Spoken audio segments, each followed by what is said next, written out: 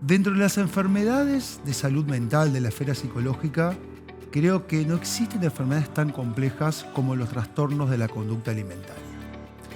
Alimentarse, reproducirse, son funciones básicas de supervivencia en cualquier especie. Y estos pacientes tienen problemas con una de ellas, alimentarse. Hoy hablamos de trastornos de la conducta alimentaria, TCA. Yo soy el doctor Leonardo Sande y este podcast se llama Interconsulta.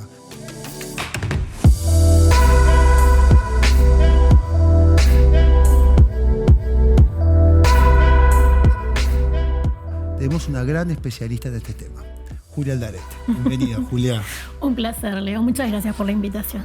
Julia es licenciada en psicología, es especialista en trastornos de la conducta alimentaria y es directora de su clínica, la que fundió Clínica Ínsula. Exactamente. Y sin duda que sos uno de los referentes en este país para hablar de este tema. Te has convertido en una de las referentes de este tema. ¿Lo vivís así? Sí, la verdad que sí, Leo, sí. Y es una gran responsabilidad, ¿no? Es algo que uno hace con mucho amor, con mucho cariño, porque es una lucha muy dura, esta de las patologías alimentarias y en lo que refiere a salud mental en general. Pero sí, es un reconocimiento día a día. Empezamos a hablar de TCA y aparece tu nombre en todas partes, ¿no?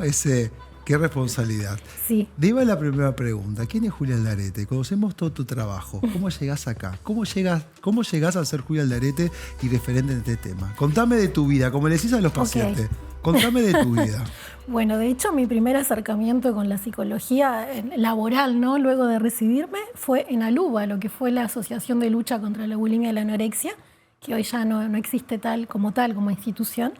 Y fue mi primer acercamiento con el ámbito laboral luego de recibirme, ¿no? Que aparte cuando nos recibimos todas las puertas cerradas porque hay que tener experiencia, un montón de cosas que cuando uno sale no las encuentra, ¿no?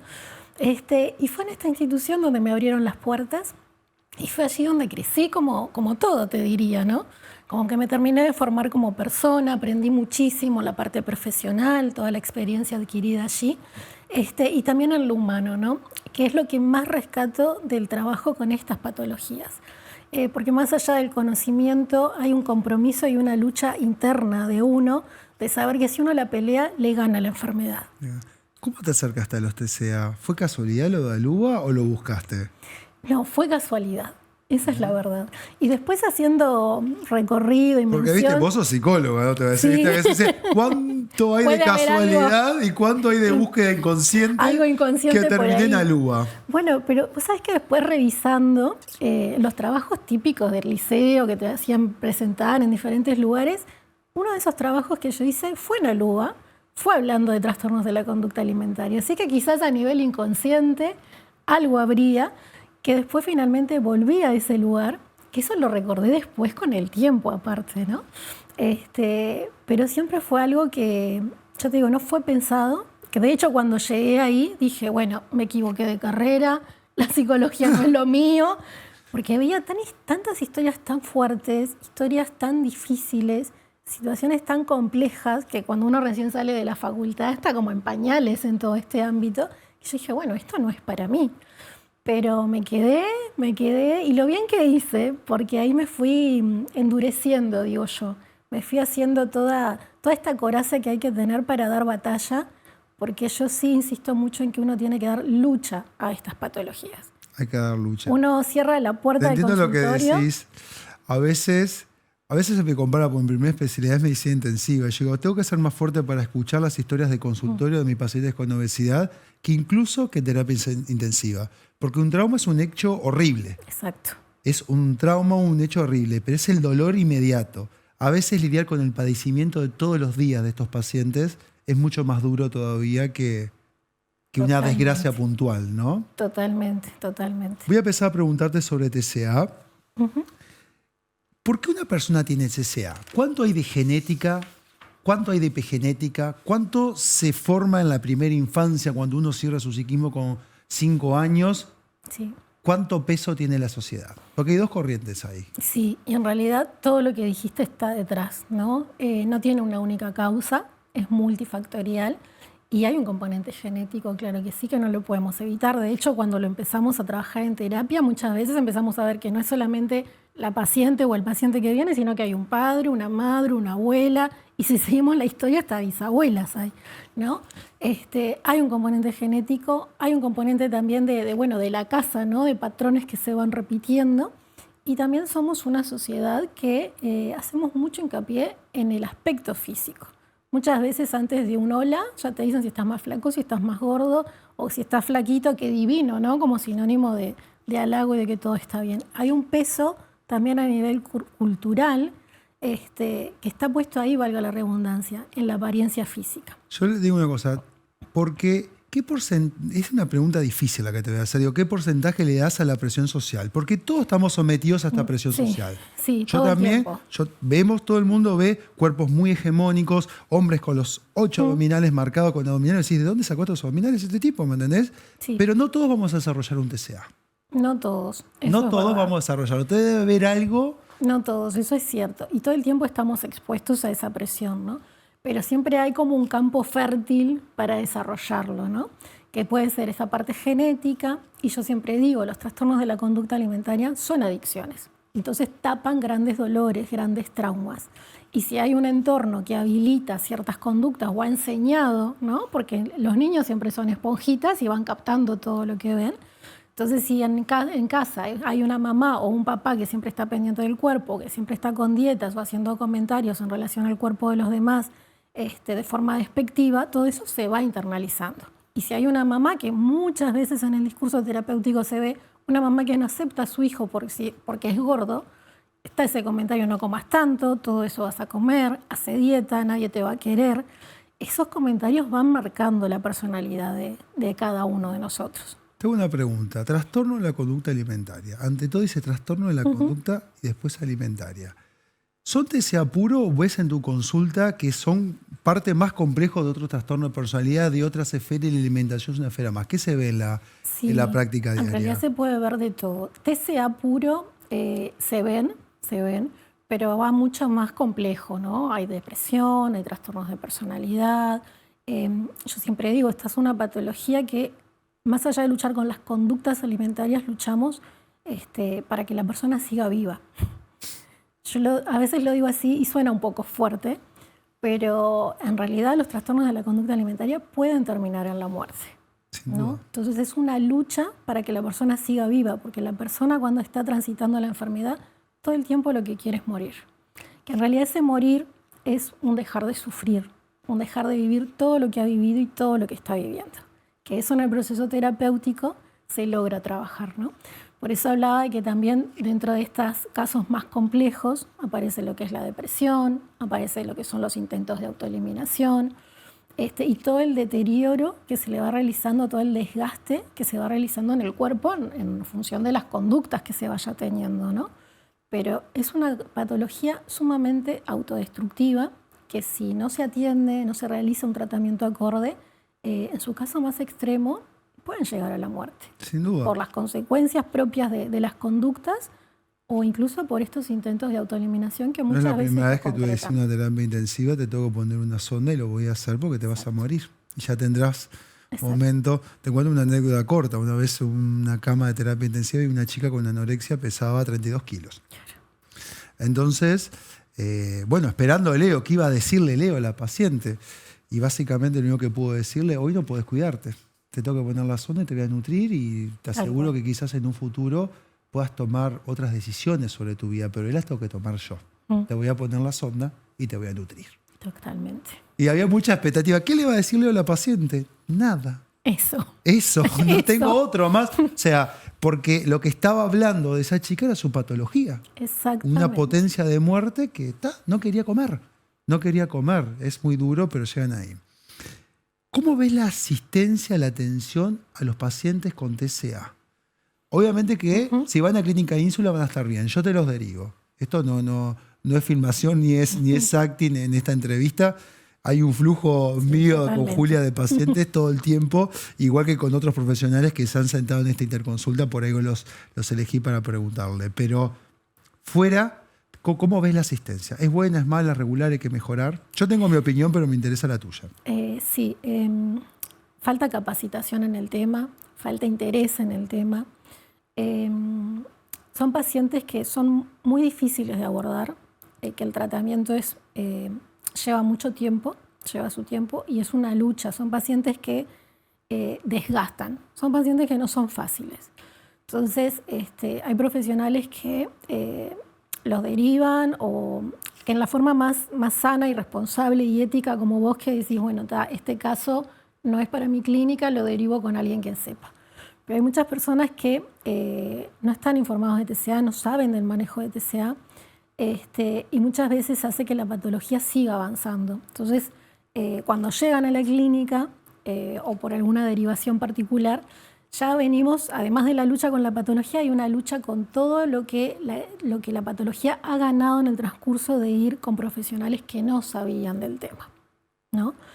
Y tampoco hay como mucho interés, yo veo, en este tema, porque realmente son pacientes muy complejos, muy difíciles, que no todos los profesionales están como dispuestos a hacerle lucha a esta enfermedad. Bueno, me robaste de las palabras, que opino lo mismo. O sea, creo que son pacientes muy difíciles, donde son difíciles a veces de llegar un mensaje, no te quieren escuchar, a veces habla su patología. Tal cual. Tienen aspectos muy manipuladores, son muy difíciles de poder manejar en una consulta y sí, lo vemos todo el tiempo, pacientes que llegan ya casi maltratados, y esto me animo a decirlo porque gran parte de mi consulta es de obesidad. Yo siempre digo, cualquiera que haga obesidad tiene que saber de TCA, porque el 30% de los que ingresen van a tener un TCA y pueden hacer mucho daño.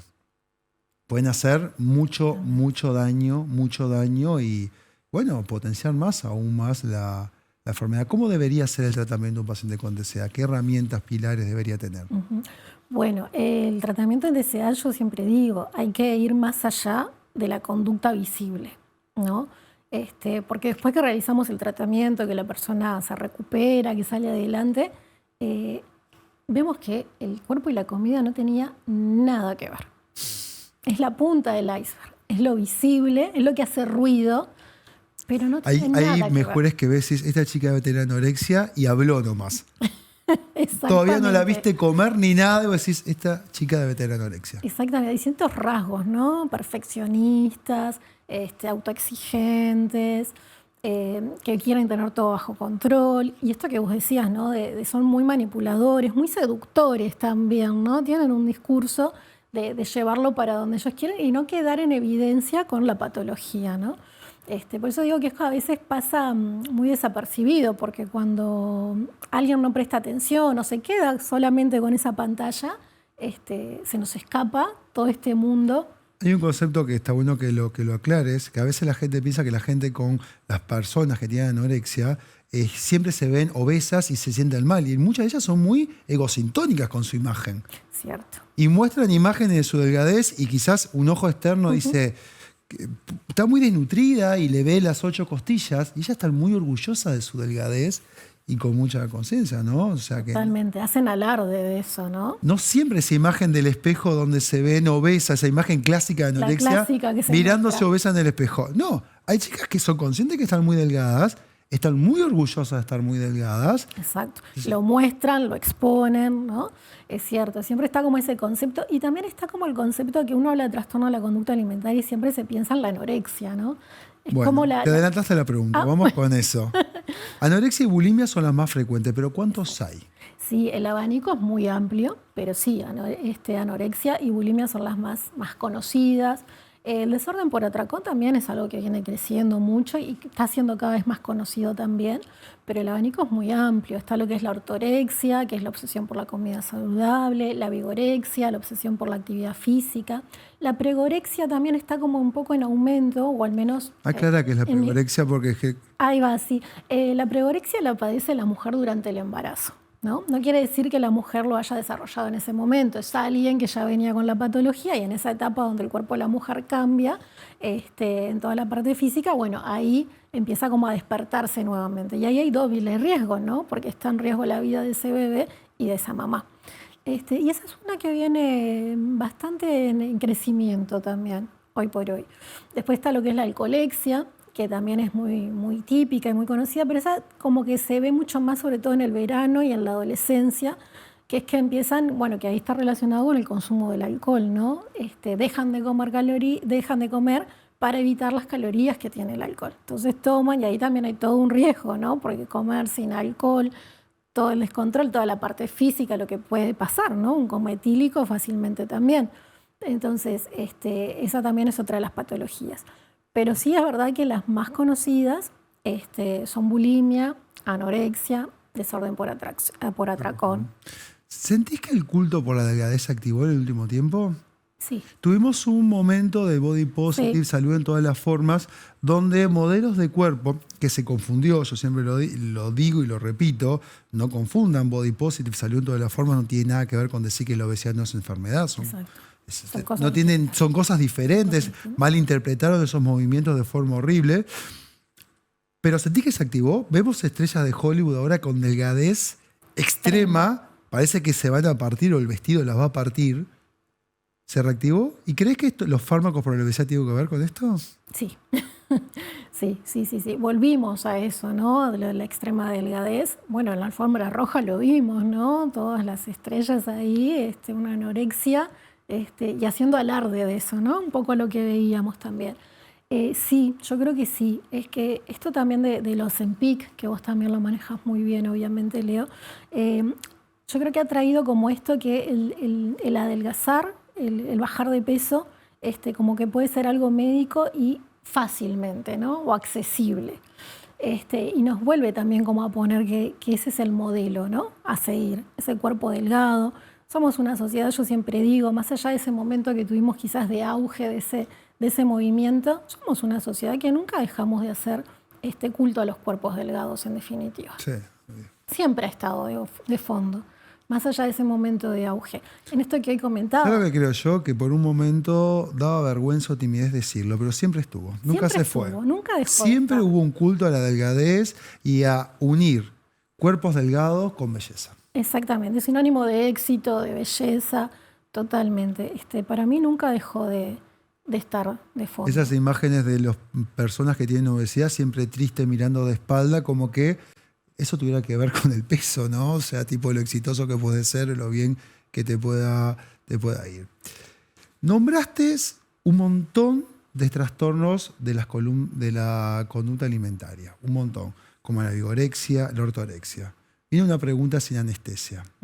Atrás de todo ese culto a como sin gluten, que me autopercibo celíaco, un montón veo en el consultorio. Sí. El gimnasio, que no puedo hacer tantas repeticiones, tiende a ser gente obsesiva con el gimnasio, obsesiva por la comida saludable.